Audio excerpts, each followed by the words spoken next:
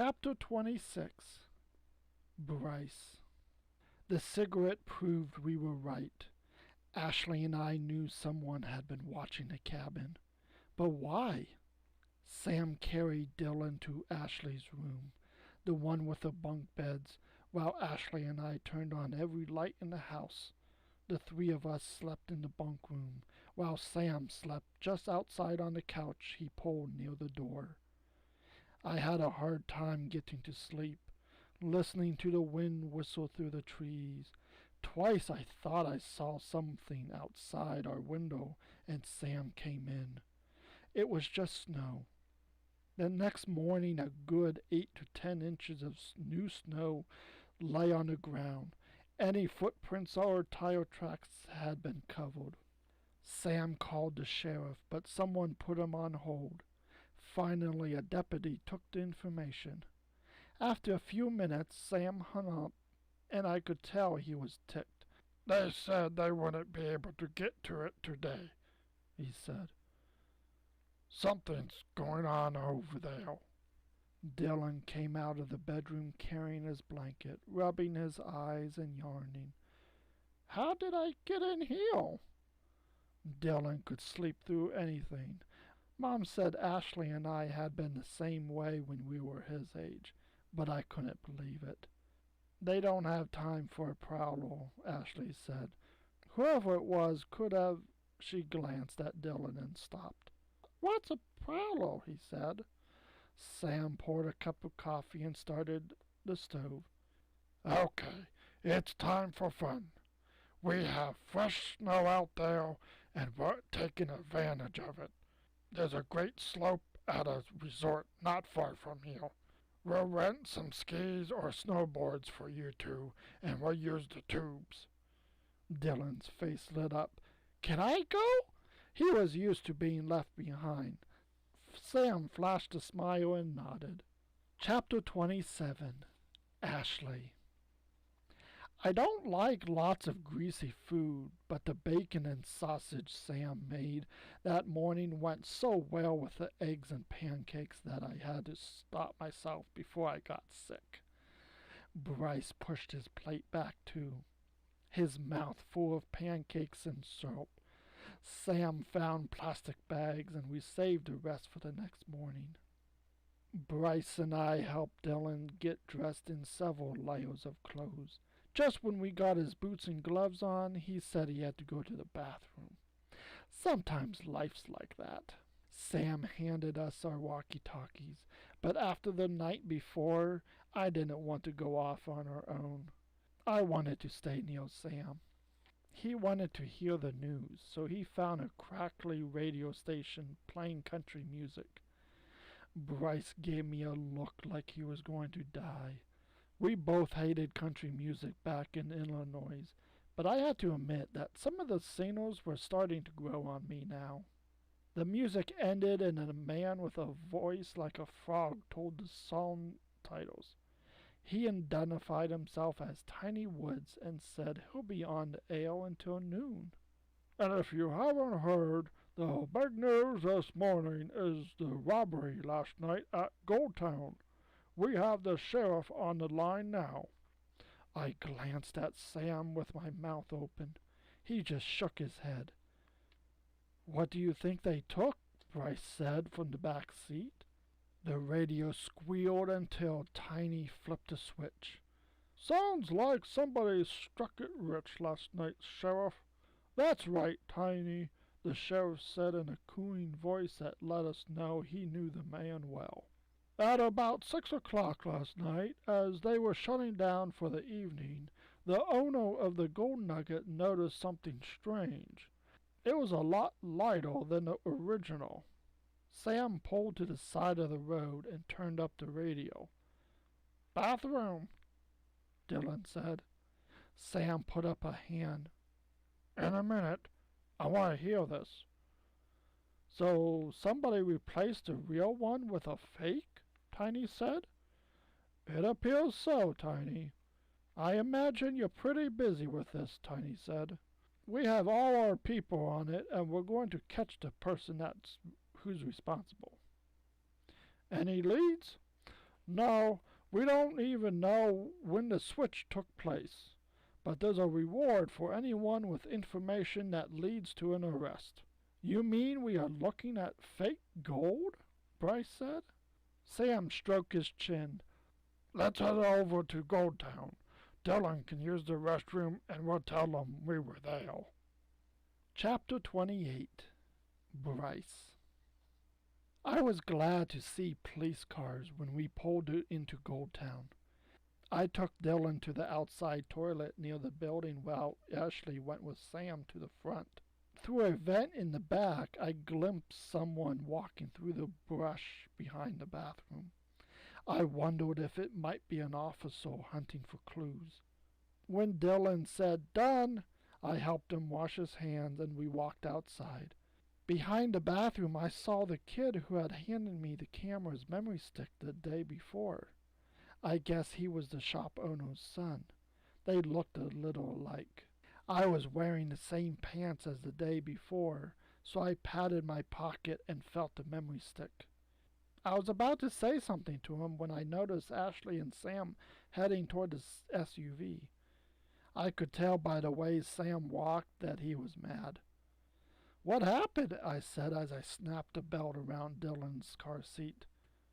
They wouldn't even talk to us, Ashley said. Sam said we were here yesterday, but the deputy just took our number and told us to go. You think they'll want all the info they could get, I said. Guess it doesn't work that way out here, Sam said. When we arrived at the ski resort, Ashley said she wanted to go tubing with Sam and Dylan, which made me think she was still scared. I have to admit that I was too, so I decided to join them. I didn't want the memory stick to get smashed while I was tubing, so I pulled it out of my pocket and stuck it in the slot behind Ashley's seat. Dylan was allowed up the hill only with Sam. Sam held him tightly on his lap, and when they took off, Dylan squealed. I had never heard such a shrill sound. Ashley and I followed in a tube train, with me holding her feet. It's weird for it to be sunny and dry one day and snowing the next, but that's how it is in Colorado. The snow swished into my face, and I had to close my eyes. By the time I made it to the bottom, I was covered and loving every minute. Again! Dylan screamed. Again!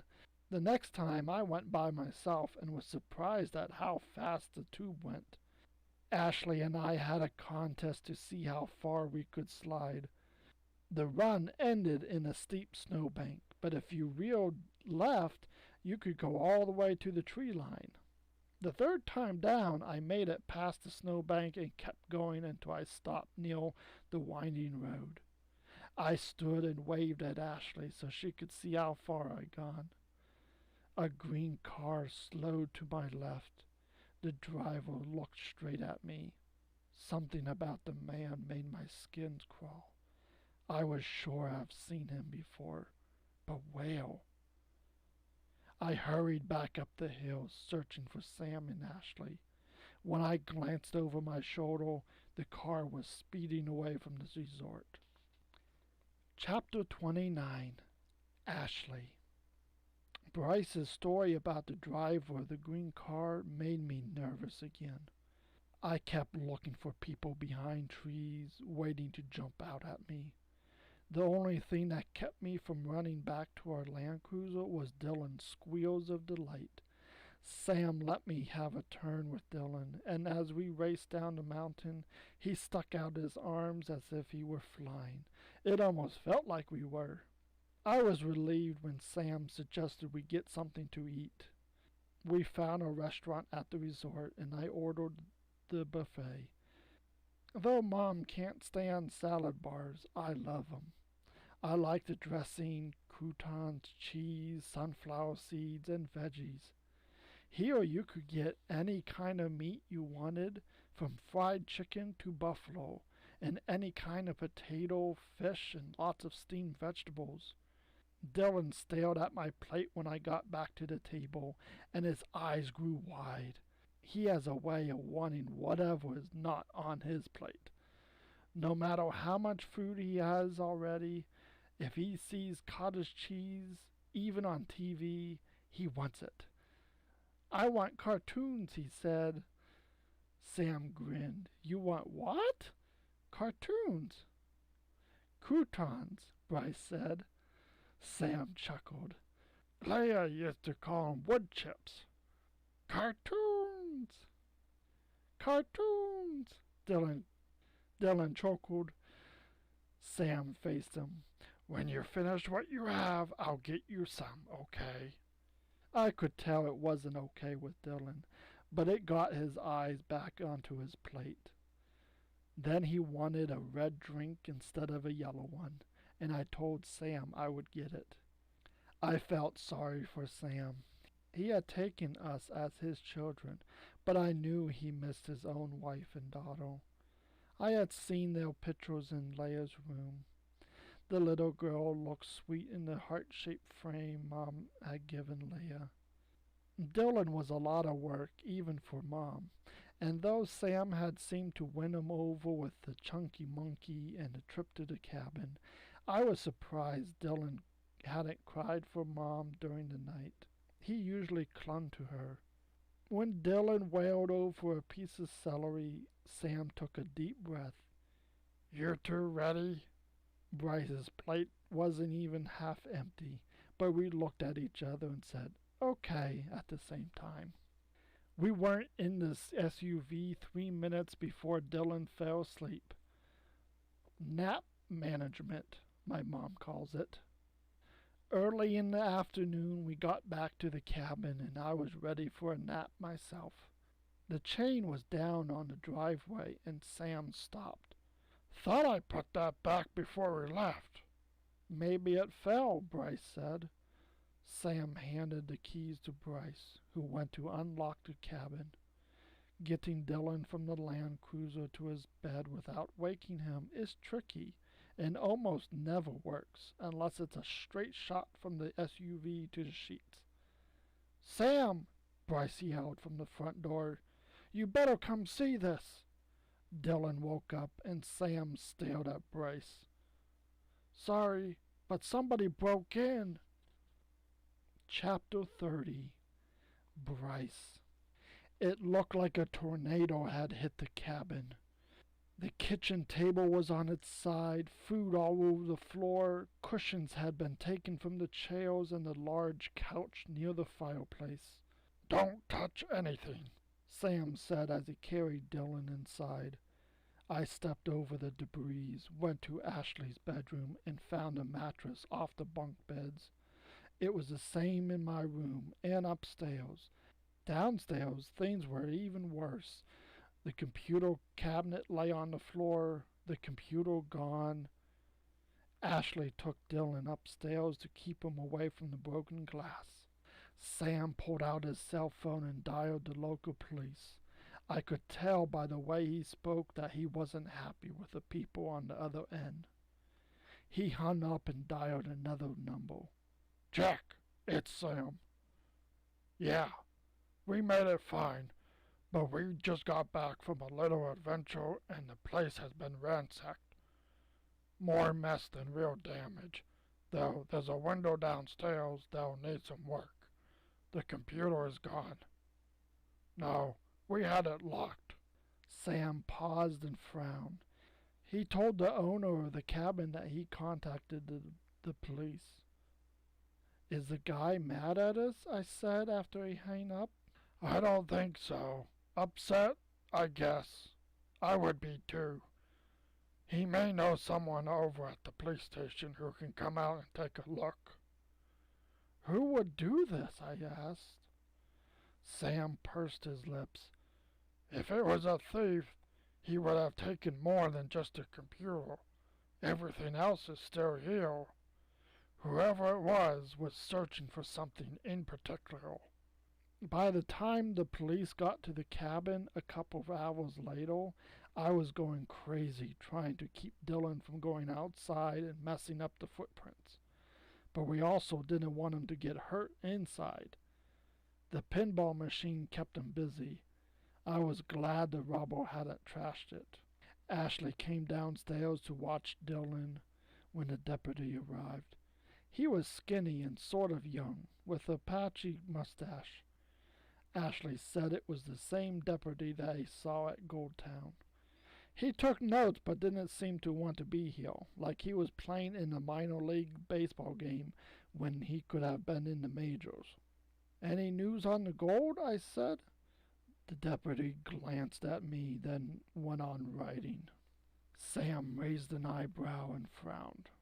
He seemed to be saying this guy isn't as interested in our problem as we'd like him to be, but it's not your fault. The deputy finally looked up. Anything to add, Sport? There may be some 13-year-olds who like to be called Sport, but I'm not one of them. People use nicknames with kids because they can't remember their names or don't care to know them. Plus, we used to have a neighbor whose dog was named Sport. I told the deputy about Boo Heckler, what he had said about our ATVs and about the email. Sam looked troubled, so I gave him a smirk that I hoped he would read us. I'm sorry I didn't tell you. I wanted to handle it myself, but now it's just too big. Think he could have followed you uphill? The deputy said. Somebody would have had to drive him. The guy we saw out the window last night was smoking, and I knew Boo smokes. You sure it was a man? The deputy said. I shrugged. Could have been a man, or a woman, I guess. Okay. The deputy slapped his notepad shut. Call us if you need us. What are we supposed to do? Sam said. I'll patch the window and clean up this place. No fingerprints? The deputy sighed. Sorry. And that ends this section. Tune in for the next video where we continue our adventures.